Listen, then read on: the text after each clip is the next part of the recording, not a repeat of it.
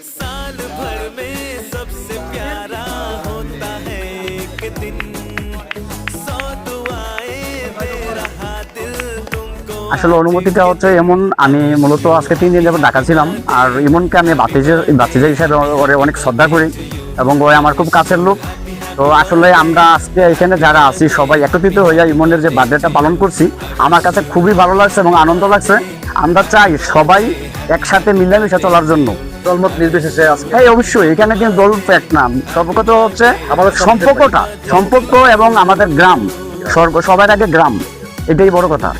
আসসালামু আলাইকুম রহমতুল্লাহ। আমার এই 24তম জন্মদিন আজকে আনন্দিত। আমি যাদেরকে ফোন করছি সবাই আসছে আমার জন্মদিন উপলক্ষে, আর ফোনে মেসেঞ্জারে সবাই আমাকে জন্মদিনের উপলক্ষ করছে।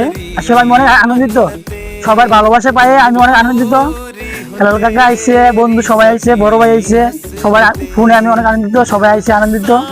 আমার মেসেঞ্জারে হোয়াটসঅ্যাপে সবাই ফোন দিয়ে বলছে শুভ জন্মদিন উপলক্ষে, সবাই ভালোবাসা এবং আনন্দিত।